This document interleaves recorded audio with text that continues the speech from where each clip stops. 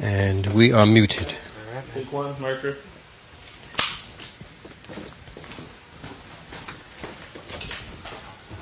So, start walking deliberately. Now? Yep. Just sit. And always look at me, never at the camera.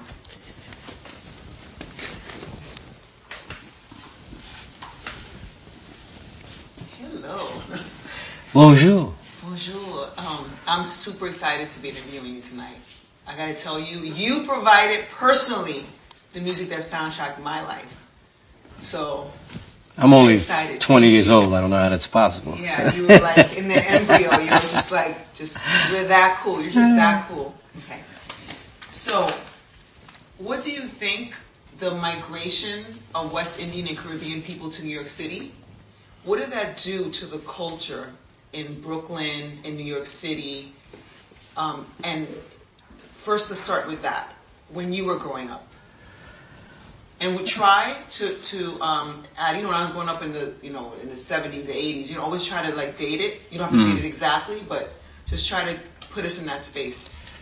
Well, you in 60s, I'd say the 60s made a big difference because it was the early migration of a... Excuse me, Sting. My voice is not going to be in this, so... Okay. You said, if I asked you, what it, West Indian, remember we were talking about, Panamanians, Jamaicans, people living together. What did migration from the West Indian and Caribbean do to a community in Brooklyn? How did it affect it? You say, in Brooklyn, where I was growing up in the 60s or 70s, and, we had Dominicans, Panamanians, so that my voice is not in it. Okay, so it's not really we're not having a conversation we are having with the camera, but you may not have, your voice is not in it, so you want it more full as far as what I'm going to elaborate on. And that way also you're guaranteed that you're in context. Okay. That what you're saying stays in context. All right, give me that one more time. Okay. I'm not used to this. Okay. Interrogation. Okay. So what do you think the migration of Caribbean, West Indian people, to New York City in particular, to places like Brooklyn, Bronx, where you grew up in Brooklyn, what impact did that have within these communities, and also by extension, music?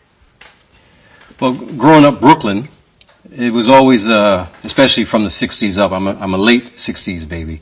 So focusing in more of the 70s, the early 70s, we had all of the cultures were there from the Caribbean, besides, of course, the mix of Italian and everything else. But as far as the Caribbean folks, there was always the main imprint was the music. And getting the music from the record shops, whether it be soca, calypso, merengue, whatever, without even communicating with people directly. The music was in the home. It was always shared. And then, of course, it's New York, so we had access to the small radio stations, the larger radio stations, the weekend shows, the college shows. And that was just that was an impact by itself, indirectly, as far as people getting cultured musically with music of the Caribbean, instead of literally just having family. If you didn't have family from there, or you didn't go to school with the mixed kids, you had the music. And that was one of the main things a lot of us had. Where did you grow up? What was it like in your household? What culture were you, what? I know you had you raised by seven women. And a father. And a father. But let's just talk about, what was it like in your household, and what kind of music? Sometimes when people migrate from other countries, they bring that with them, because it kind of keeps them connected. Yeah. Well, growing up in my household, it was all mixed, because I grew up in the projects. I grew up in Ebbets Field. And, we had music coming out of all different apartments. You had everything, whether it's reggae or soul music, doo-wop, Spanish, Latina, we had everything there. So in the household, my mother was already a record collector, even before I was born. And she collected everything. She was, they used to party at Palladium, back in the days before I was born, and all of these, they did parties and all kind of stuff. So I was just born into a house of music. There was no boundaries.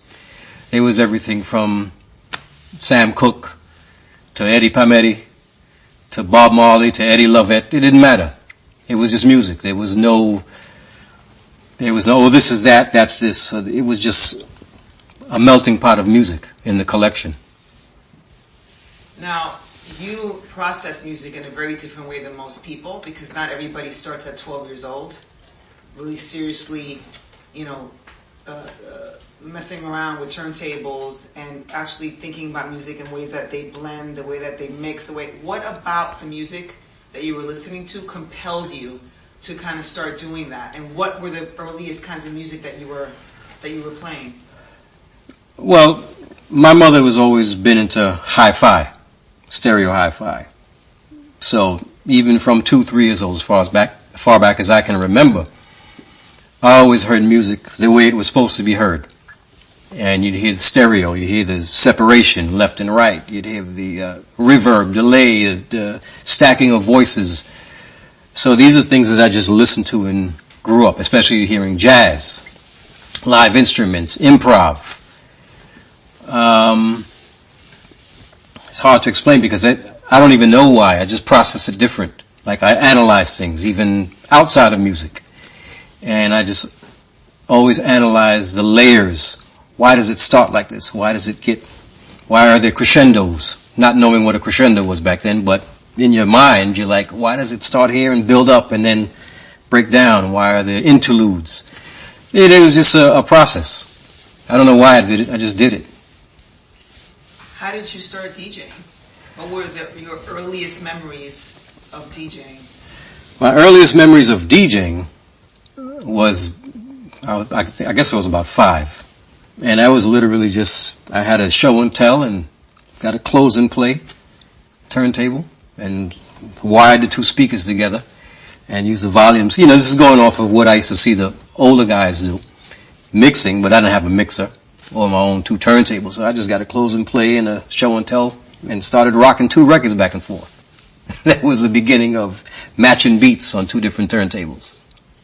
Was there anybody in your family that was like, that's really weird, just how you were excelling at playing music, at selecting music from such a young age?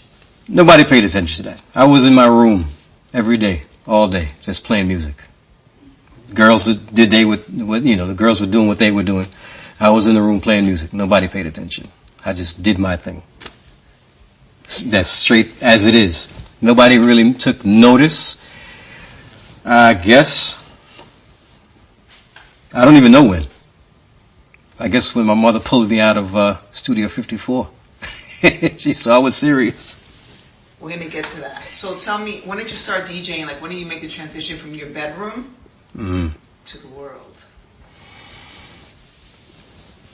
I would DJ for like local parties, mostly in the projects. House parties, people that I knew. And that was pre-16, or family parties, Brownsville, wherever. But the real world, when I stepped out, is 16 years old, when I left home. You left home after Studio 54? Yeah. Right? Okay, so tell me, how did you get that? Not everybody can get a gig at Studio 54. Like, what happened? Where were you at? What led to that? To you being invited to spin as a minor in Sodom and Gomorrah? Well, growing up in New York, you hear all of the big clubs that your older cousins or friends talk about, which is Paradise Garage, Bondi's, Studio 54. You hear these legendary sound systems. We had Empire Skating Rink. And of course, wanting to be a DJ is wanting to play at these spaces. But I was a teenager getting in a little bit of trouble. So my uncle was friends with a guy named Nizam Fatah, who used to run a little program, I Cry, Inner City Roundtable of Youth, who used to basically mentor kids, not, old gang members and stuff like that, were mentors. And that was to get kids from off the street, prevent them from getting in trouble, of trying to put them on the right path. So there was a Christmas party that we're doing for the And actually his wife, Aziza, was affiliated and worked at WBLS. So they were doing a Christmas function for I Cry, and me being the music man, they asked me to spin for it.